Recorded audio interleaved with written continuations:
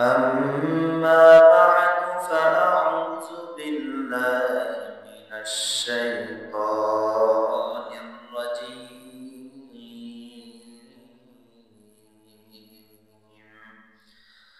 بسم الله الرحمن الرحيم.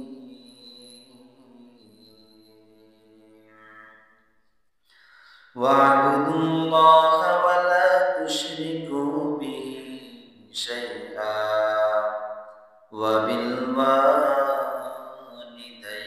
إحسانا وبذي القربى واليتامى والمساكين والجار ذي القربى والجار الجنوب. وقال النبي صلى الله عليه وسلم والله لا يؤمن والله لا يؤمن والله لا يؤمن. قيل ومن يا رسول الله صلى الله عليه وسلم؟ قال الذي لا يؤمن جاره بوائقا. وقال تعالى في شان حبيبه إن الله وملائكته يصلون على النبي يا أيها الذين آمنوا صلوا عليه وسلموا تسليما. شكرا درود شريف الكريم. اللهم صل على محمد وعلى آل محمد كما صليت على إبراهيم وعلى آل إبراهيم إنك حميد مجيد. اللهم بارك على محمد وعلى آل محمد كما باركت على إبراهيم وعلى آل إبراهيم إنك حميد مجيد. कौनैन का मुख्तार खुदा तुमको बनाया, कौनैन का मुख्तार खुदा तुमको बनाया, उम्मत की निगाहबान खुदा तुमको बनाया, उम्मत की निगाहबान खुदा तुमको बनाया। या रब मेरे आँखों में समा जाए मदीना, या रब मेरे आँखों में समा जाए मदीना, मुद्दत से मेरा दिल में तमन्ना ये मदीना, मुद्दत से मेरा दिल में तमन्ना ये मदीना। तलवार पकड़ हो के निकल मैदान आसीर, तलवार पकड़ हो के निकल मैदान आसीर, दुश्मन की मुकाबिल तो लगा नाराए तकबीर, दुश्मन की मुकाबिल तो लगा नाराए तकबीर। अल्हम्दुलिल्लाह, মহান রব্বুল আলামিনের দরবারে শুকরিয়া আদায় করি যে আল্লাহ সুবহানাহু ওয়া তাআলা আমাদেরকে অত্যন্ত দয়া ও মায়া করে ভালোবেসে মহব্বত করে দুনিয়াবি কাজ ও কর্ম থেকে ফারিগ করে ইহকাল জীবনের শান্তি পরকাল জীবনের মুক্তির সন্ধানে বেহেশতের বাগান জান্নাতের বাগান আল্লাহ তাআলার শ্রেষ্ঠ স্থান মসজিদে সালাতুল জুমা পড়ার উদ্দেশ্যে আসার বসার তৌফিক দান করেছেন, কিছু কথা বলার শোনার সুযোগ করে দিলেন।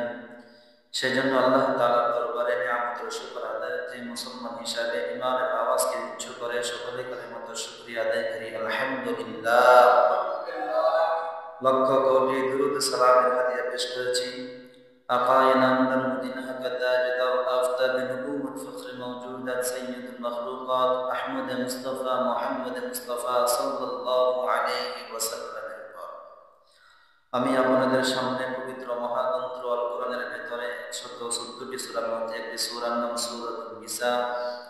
সূরা নিসা 36 নম্বর আয়াতের আলোকে প্রতিবেশী আত্মীয় স্বজনদের হক এই শিরোনামকে সামনে রেখে দুইটি কথা বলার ইচ্ছা পোষণ করেছি। ওমা তৌফিক ইল্লা বিল্লাহ। আল্লাহ তাআলার দরবারে দোয়া করি আল্লাহ যেন আমার এই জবান দিয়ে এমন কিছু কথা বাহির করে দেয় যে কথা বলার কারণে বলনেওয়ালা শুননেওয়ালা উভয়ের কল্যাণ করা হয়। সকলে বলুন আমিন। সম্মানিত হাজিরিন, প্রতিবেশী বলা হয় আমাদের ঘরের আশেপাশে যারা বসবাস করে তাদেরকেই বলা হয় প্রতিবেশী, ঠিক না? মানুষ আমরা সামাজিক জীব। মানুষ একা একই বসবাস করতে পারে না, সমাজে বসবাস করা লাগে। ইসলামও মানুষকে সমাজের মধ্যে বসবাস করার জন্য নির্দেশ দিয়েছেন, আদেশ দিয়েছেন। খ্রিস্ট ধর্মের মধ্যে বৈরাগ্যবাদ আছে, কিন্তু মুসলিম ধর্মে ইসলাম ধর্মের মধ্যে কোনো বৈরাগ্যবাদ নেই। অর্থাৎ সমাজের মধ্যে বসবাস করার জন্য এটা ইসলাম নির্দেশ দিয়েছেন, আদেশ দিয়েছেন। সেই জন্য শৃঙ্খলা জীবন গঠন করার লক্ষ্যে একে অপরে মহাব্বতে ভালোবেসে মিলে মহাব্বতে চলার জন্য আল্লাহ তাআলা প্রত্যেকের উপরে প্রতিবেশীর হক হুকুক দিয়েছেন। এটাকে বলা হয় হকুল ইবাদ। কি বলা হয়? হকুল ইবাদ, অর্থাৎ বান্দার হক।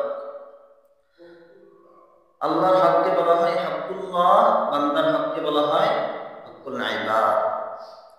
আপনি আল্লাহ তাআলার হক আদায় না করলে আল্লাহর কাছে ক্ষমা চাইলে আল্লাহ মাফ করে দিবেন। আল্লাহর হুকুম নামাজ। আল্লাহর হুকুম কি? বলেন, নামাজ পড়া কার হুকুম? আল্লাহর হুকুম। এটা আল্লাহ তাআলার হক। রোজা রাখা কার হুকুম? এটা কার হক? আল্লাহ তাআলার যে সমস্ত ইবাদত হক, এটা আল্লাহ তাআলার হক। আপনি যদি আল্লাহর হক আদায় না করেন, আল্লাহর কাছে ক্ষমা চান, আল্লাহ ক্ষমা করে দিবে। কিন্তু বান্দার হক আদায় না করে তার হক যদি আপনি মেরে দেন, প্রতিবেশীর হক মেরে দেন, আল্লাহর কোনো ক্ষমতা নাই আপনাকে মাফ করার। আছে? যতক্ষণ না পর্যন্ত ওই বান্দা আপনাকে মাফ করবে, ততক্ষণ পর্যন্ত আল্লাহর ক্ষমতা নাই আপনাকে মাফ করার। সেই জন্য শৃঙ্খলা জীবন গঠন করার লক্ষ্যে সমাজে সুন্দর চলাফেরার জন্য আল্লাহ তাআলা প্রত্যেকের উপরে হক হুকুক দিয়েছেন। আরবিতে হক, বান্দার হক প্রতিবেশীকে বলা হয় জার। কি বলা হয়? জার, অর্থাৎ নিকটবর্তী আত্মীয় স্বজন, প্রতিবেশী। ইবনে মনজুর তিনি বলেন, প্রতিবেশী হলো আমাদের সমাজের, আমাদের ঘরের আশেপাশে যারা বসবাস করে তাদেরকে বলা হয় প্রতিবেশী। হতে পারে সে মুসলিম অথবা অমুসলিম, হতে পারে সে আমার আত্মীয় অথবা অনাত্মীয়, হতে পারে সে দেশি অথবা বিদেশি। যেই হোক না কেন, আমার ঘরে বসবাস করার কারণে আমার উপর তার কিছু অধিকার হক রয়েছে। এটা ইসলাম নির্দেশ দিয়েছেন, আল্লাহ তাআলা আদেশ দিয়েছেন। সে যেই ধর্মের হোক না কেন, মুসলিম হলেও আমার উপর কি আছে? তার কিছু অধিকার আছে। অমুসলিম হলেও আছে, আত্মীয় হলে আছে। যদি সে মুসলিম হয় তাহলে হকটা, দায়িত্বটা আর একটু বেড়ে যায়। মুসলিম হওয়ার পাশাপাশি যদি আত্মীয় হয় তাহলে আর একটু বেড়ে যায়। হকুল ইবাদ আল্লাহ তাআলার পরে বান্দার হক, এটা আল্লাহ তাআলা কোরআনের বহু জায়গায় বর্ণনা করেছেন, তাকে দিয়েছেন গুরুত্বভাবে।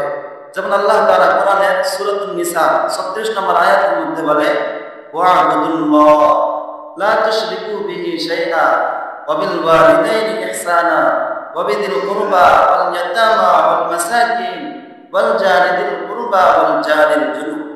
আল্লাহ বলে, ওয়া'বুদুল্লাহ, আমার ইবাদত করো। আমার হুকুম নামাজ পড়া, এটা আমার হক। আমার হুকুম রোজা রাখা, এটা আমার হক। আমার হুকুম হজ করা, এটা আমার হক। আমার হুকুম যাকাত দেওয়া, এটা আমার হক। আমার হক আমার ইবাদত করা। আরেকটা, লা তুশরিকু বিহি শাইআ, আমার ইবাদত করবা। সেজদা দিব কাকে? বাজারে তো কথা বলে না, সেজদা দিব কাকে? আল্লাহকে।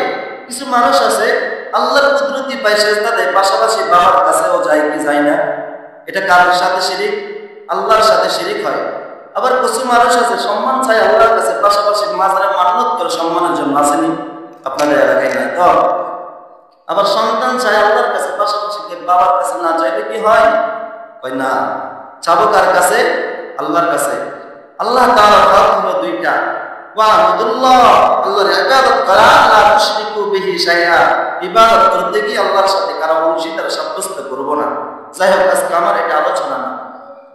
তারপরে আল্লাহ তাআলা দিনের অধিকার সম্পর্কে আলোচনা করার পরে, খালেকের অধিকার সম্পর্কে আলোচনা করার পরে আল্লাহ তাআলা মাখলুকদের অধিকার সম্পর্কে আলোচনা করে। 18,000 মাখলুকাত, 70,000 মাখলুকাত, বেগাইরি হিসাব কত মাখলুক আল্লাহ সৃষ্টি করেছেন আল্লাহই ভালো জানে। সব মাখলুকের মধ্যে সর্বশ্রেষ্ঠ মাখলুককে, মানবকে, আশরাফুল মাখলুকাত। আশরাফুল মাখলুকাতের মধ্যে আমার কাছে যে মানুষটা সবচেয়ে দামি, আপনার কাছে যে মানুষটা সবচেয়ে দামি, সে হলো আমার মা, আমার বাবা। কথা বলেন ঠিক কি ঠিক না? খালেকের পরে মাখলুকের মধ্যে সবচাইতে গুরুত্ব যে মাখলুক, দামি যে মাখলুকাত, সেটা হলো মালুক আশরাফুল মাখলুকাত। আশরাফুল মাখলুকাতের মধ্যে সবচাইতে যে মাখলুককে সম্মান দেওয়ার জন্য আল্লাহ বলেছে, সবচাইতে যে মানুষকে সম্মান দেওয়ার জন্য ইসলাম গুরুত্ব বেশি দিয়েছে, সে হলো আমার মা, আমার বাবা। সেজন্য খালেকের অধিকার পরে মাখলুকের মধ্যে আমার মা এবং আমার বাবার সম্মান করার জন্য বলে, ওয়াবিল ওয়ালিদাইনি ইহসানা, তোমার মা তোমার বাবার সাথে সদাচরণ করো। এরপরে আল্লাহ পাক রব্বুল আলামিন আত্মীয় স্বজন, এতিম মিসকিন, প্রতিবেশী, তাদের অধিকার সম্পর্কে আলোচনা করে। ওয়াবিদিল কুরবা ওয়াল ইয়াতামা ওয়াল মাসাকিন ওয়াল জারিদিল কুরবা ওয়াল জারিল জুনুব, তোমরা তোমাদের আত্মীয় স্বজন, তোমাদের প্রতিবেশী, এতিম মিসকিন, তাদের হক আদায় করে দাও। তারপরে ওয়াল জারিদিল কুরবা ওয়াল জারিল জুনুব, এই দুটি শব্দ নিয়ে আজকে আমাদের আলোচনা। ওয়াল জারিদিল কুরবা ওয়াল জারিল জুনুব কাকে বলে? ওয়াল জারিদিল কুরবা কাকে বলে? মুফাসসিরিনে কিরামগণ বলেন, ওয়াল জারিদিল কুরবা তার উদ্দেশ্য হলো আমাদের ঘরের সাথে কিছু ঘর লাগানো ঘর থাকে, থাকে কি থাকে না? একটা ঘরের সাথে একটা ঘর লাগানো থাকে। আপনাদের এদিকে এরকম সচরাচর দেখি না, আমাদের ওইদিকে দেখছি, অন্য অন্য সমাজও আছে। একটা ঘরের সাথে একটা ঘর লাগানো থাকে, এই ঘরে আওয়াজ করলে ওই ঘরে শোনা যায়, এই ঘরে কি করে না করে ওই ঘরে শোনা যায়। ওয়াল জারিদিল কুরবা তার উদ্দেশ্য হলো একটা ঘরের সাথে আরেকটা ঘর যে লাগানো থাকে, এরা হলো প্রতিবেশী। আবার কেউ কেউ বলে ভাই শুধু প্রতিবেশী নয়, পাশাপাশি এরা আত্মীয় বটে। দেখবেন আপনার ঘরের পাশে আপনার খালা থাকে, মামা থাকে, জাডা থাকে, ফুফা থাকে, কি থাকে না? এরা শুধু প্রতিবেশী নয়, এরা পাশাপাশি কি হয়? আত্মীয় হয়। 2 নম্বর ওয়াল জারিল জুনুব, এর দ্বারা উদ্দেশ্য হলো দূরবর্তী আত্মীয় স্বজন। এরপরে অর্থাৎ যাই হোক, দূরে হোক কাছে হোক, যেই হোক না কেন, আত্মীয় হোক অনাত্মীয় হোক, দেশি হোক বিদেশি হোক, মুসলিম হোক অমুসলিম হোক, আমার ঘরের পাশে বসবাস করার কারণে আমার উপর তার কিছু কি আছে? দায়িত্ব আছে, অধিকার রয়েছে। এরপর আসেন প্রতিবেশীর সীমানা কতটুকু? প্রতিবেশীর সীমানা কতটুকু? হাসান রাদিয়াল্লাহু তাআলা বলে, প্রত্যেক ঘরের সামনে 40 ঘর আপনার প্রতিবেশী, প্রত্যেক ঘরের পিছনে 40 ঘর প্রতিবেশী, প্রত্যেক ঘরের বামে 40 ঘর প্রতিবেশী, প্রত্যেক ঘরের ডানে 40 ঘর প্রতিবেশী। বুঝছেন নি? মনে করেন এটা আমার ঘর, আমার ঘরে 40, আমার ঘরের সামনে যে 40 ঘর রয়েছে সে আমার প্রতিবেশী, আমার ঘরের পিছনে যে 40 ঘর রয়েছে তারা আমার প্রতিবেশী, ডানে বামে যারা রয়েছে তারা আমার প্রতিবেশী। আবার কেউ কেউ বলে কয় না 40 ঘর করে নয়, 10 ঘর করে। কয় ঘর করে?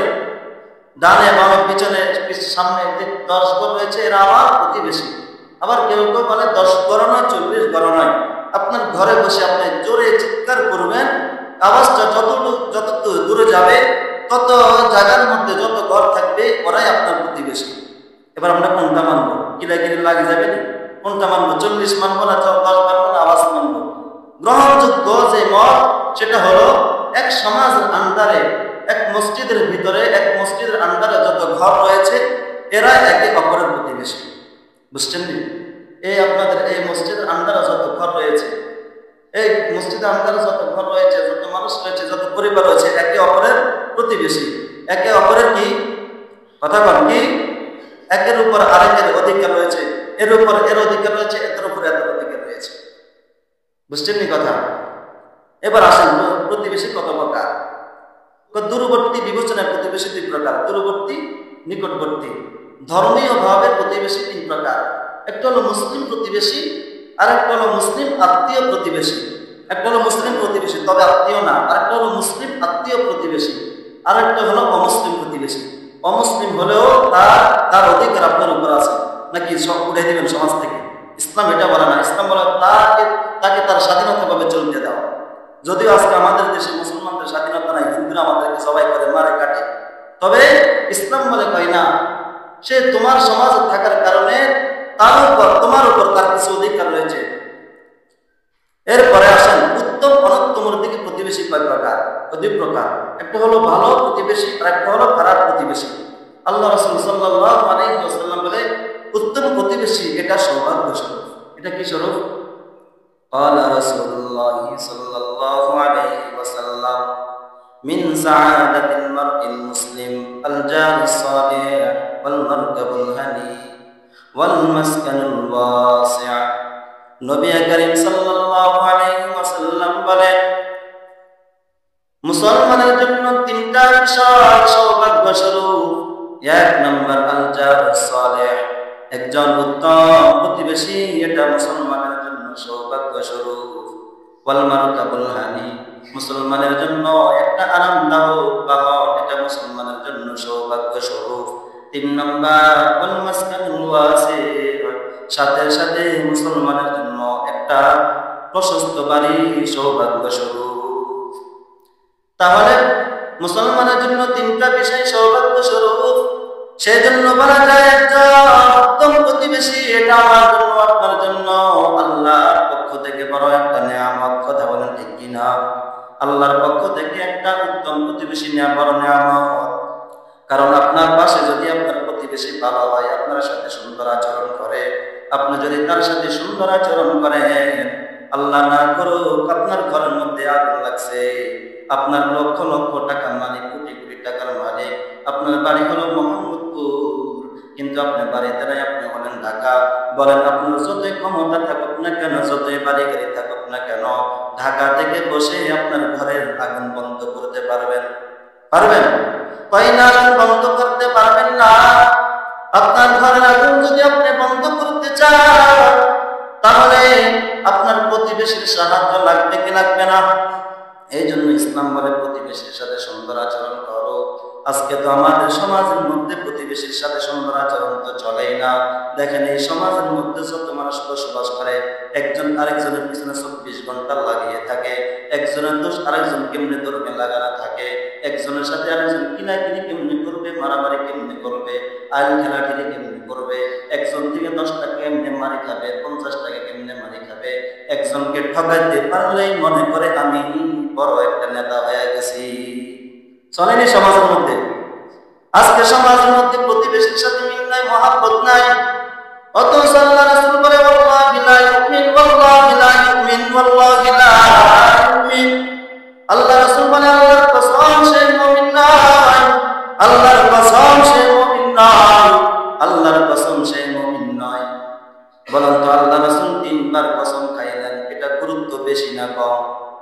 হ্যাঁ, গুরুত্ব বেশি। এই জন্যই আল্লাহ রাসূল সাল্লাল্লাহু আলাইহি ওয়াসাল্লাম 3 বার কসম খাইলেন। আমরা মানব কসম খাই কেন? যে কোনো একটা বিষয় আরেকজনকে বিশ্বাস করার জন্য কসম খাই। যে জিনিসটা কসম খাই সেই জিনিসটার দাম কম না বেশি? দাম বেশি কসম খাই। সন্তান মায়ের কসম খাই, কয় আমার মায়ের কসম। যদিও মানবের সাথে কসম খাওয়া জায়েজ নাই, তারপর আমরা কসম খাই, আমরা মায়ের কসম খাই।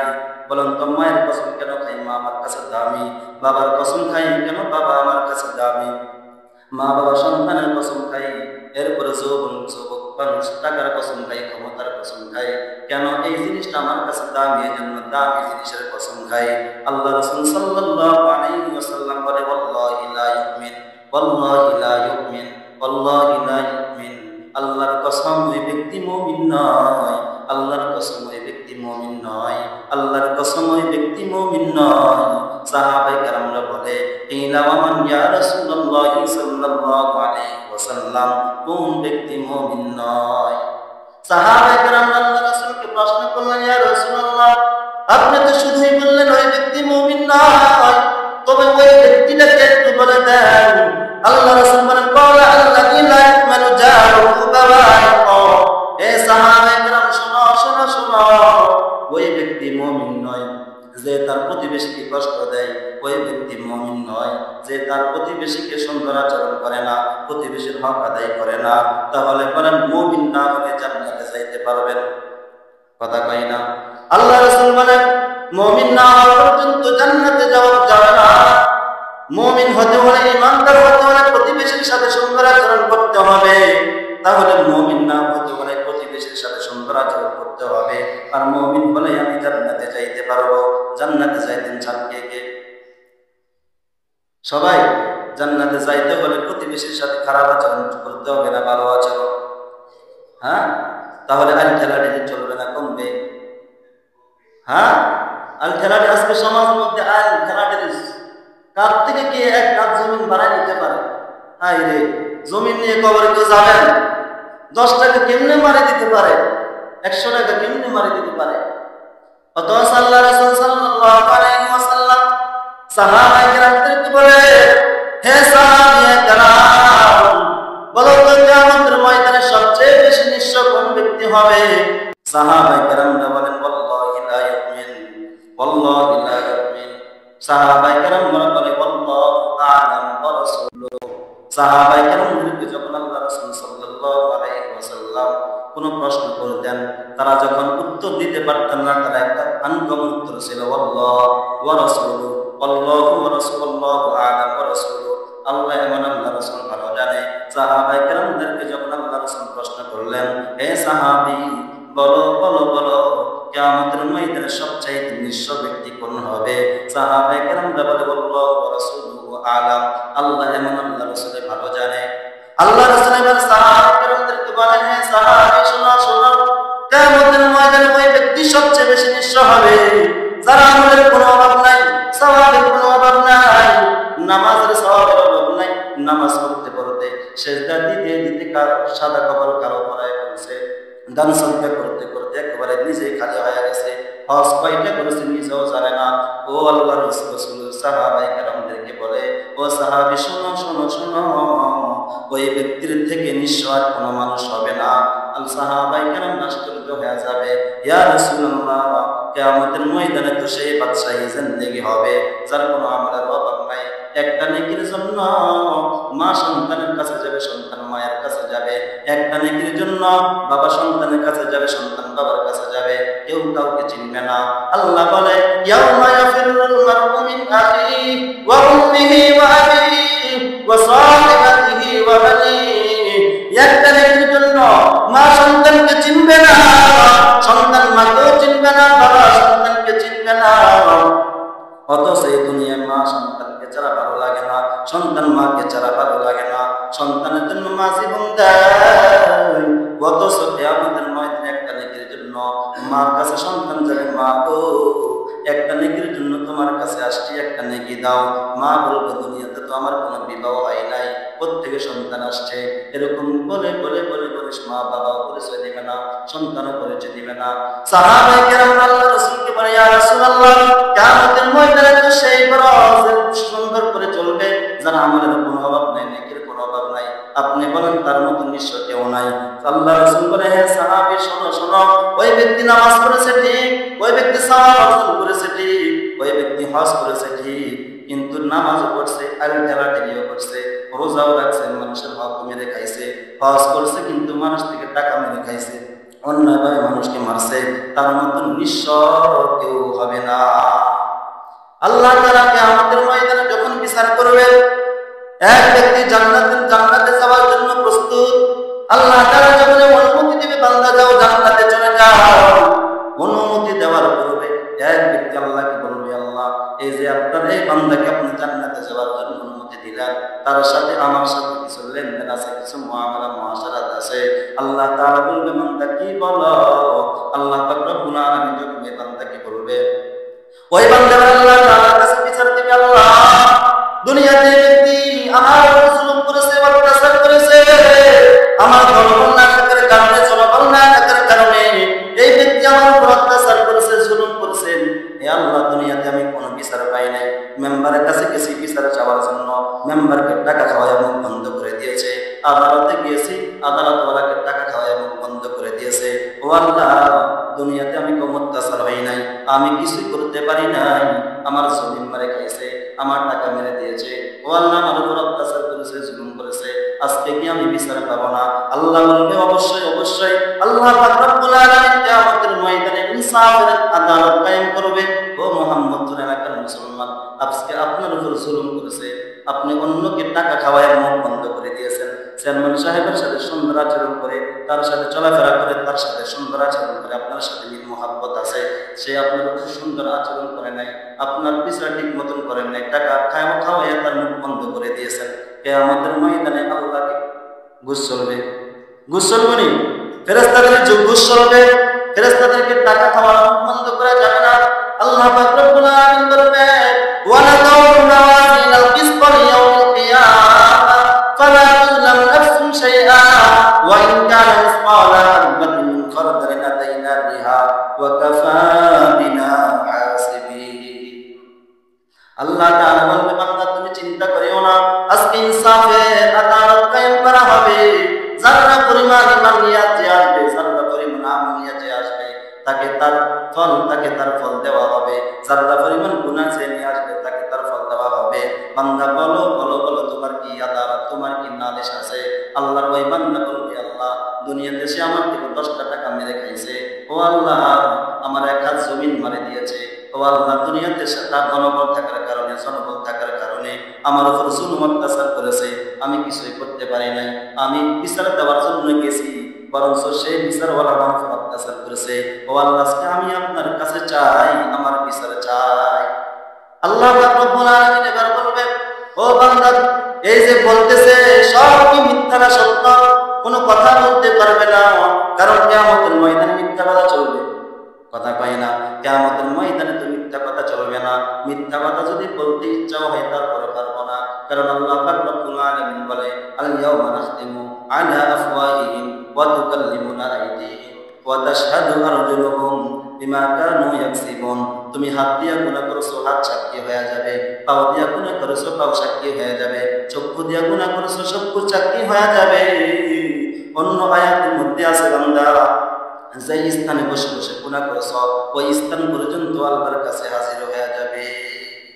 আল্লাহ পাক রব্বুল আলামিনকে যখন ওই বান্দা বিচার দিবে, বান্দা বিচার দেওয়ার পরে আল্লাহ পাক রব্বুল আলামিন বলবে দুনিয়াতে তুমি তার উপর অত্যাচার করেছো, জুলুম করেছো, আজকে তার প্রতিবাদ দাও, আজকে তার প্রতিশোধ নাও, আজকে তার ওই যে জুলুম করেছো এটার জন্য তাকে পরিণত দাও। আল্লাহ পাক রব্বুল আলামিন যখন বলবে ওই বান্দা ডাক দিয়ে বলবে আল্লাহ আমি আজকে কি দিব? দুনিয়াতে তো 1 শতক জমি তার থেকে মেরে খেয়েছি, ও আল্লাহ আজকে তো জমিন নাই, কেমনে জমিন দিব? টাকা মেরে খাইছি, টাকা না টাকা কেমনে দিব? বলেন তো কিয়ামতের ময়দানে টাকার দাম আছে? টাকা নিয়ে কে উঠবে? জমি নিয়ে উঠবো? জমি নিয়ে কে উঠবে? উঠবে না।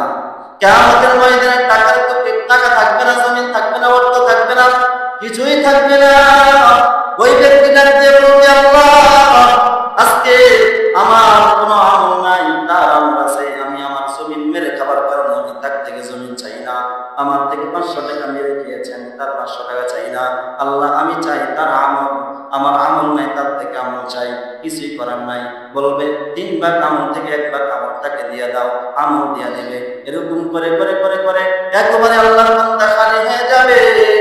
যে ব্যক্তি কিছুক্ষণ আগে আমলের কাটতে নিয়ে উঠছে, যে ব্যক্তির কাছে সওয়াবের কোনো আমল ছিল না, নামাজের কোনো আমলের অভাব ছিল না, রোজার আমলের কোনো অভাব ছিল না, হজের সওয়াবের কোনো আমল ছিল না, কিছুক্ষণ পরে ওই ব্যক্তির মতন নিঃস্ব হতভাগা কিয়ামতের ময়দানে কেউ থাকবে না।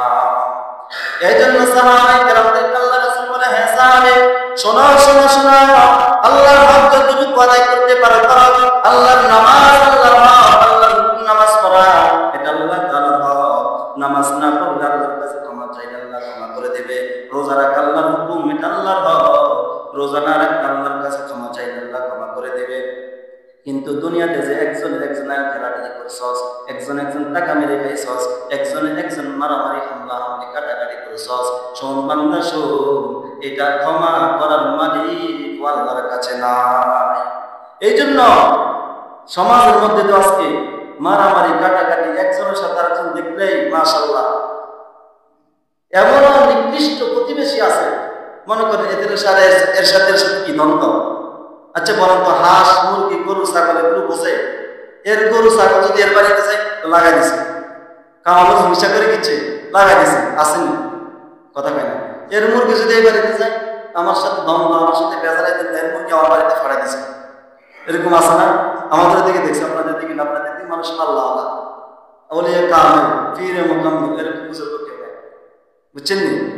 এত নিকৃষ্ট। অথচ আল্লাহ রাসূল কয় ওয়াল্লাহি লা ইউমিন, ওয়াল্লাহি লা ইউমিন, ততক্ষণ পর্যন্ত মানুষ জান্নাতে যাইতে পারবে না যতক্ষণ পর্যন্ত প্রতিবেশী ভালো সম্পর্ক না হবে।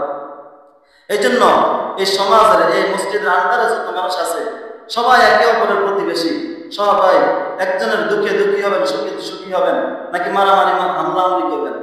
আজকে তো এই যারা পরিবার, যারা একটা অসুবিধার কারণে বেজালার জন্য আদালত চলে যায়, হ্যাঁ মামলা দেওয়ার জন্য চলে যায়, ব্যবস্থা করবেন সমাজের সমাধান, সমাজের সমস্যা সমাজের সমাধান করার জন্য। এক সমাজের কথা এক সমাজে যাবে কেন? আমার ঘরের সমস্যা বাইরে যাবে কেন?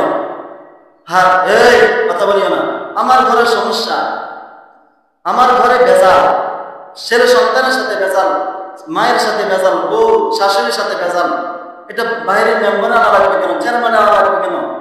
ঘরের সমস্যা ঘরের মধ্যে সমাধান করলে তো সুন্দর, সমাজের সমাধান সমাজের মধ্যে সমাধান করলে তো সুন্দর, নাকি? হাঁটাহাঁটি করে চলাচলি করলে এর সাথে ভেজাল, আমার সাথে ভেজাল, এই মারে দিছি, আস্তে শুকিয়ে মারে দিছি, লাভ কার লস কার? দুনিয়াতে লাভ, কিয়ামতের ময়দানে একেবারে খালি হয়ে যাবেন। এজন্য প্রতিবেশীর হক, এটা আল্লাহ তাআলা আমাদের উপর একেবারে ফরজ করে দিয়েছেন, ফরজ। খালিকের উপর মাখলুকের যে হক আল্লাহ রব্বুল আলামিন আমাদেরকে তাগিদ দিয়ে, ইঙ্গিত দিয়ে, ইশারা করে বুঝিয়ে দিয়েছেন, সেটা হলো প্রতিবেশীর হক। এজন্য আমরা প্রতিবেশীর হক আদায় করবো তো ইনশাআল্লাহ, নাকি মারামারি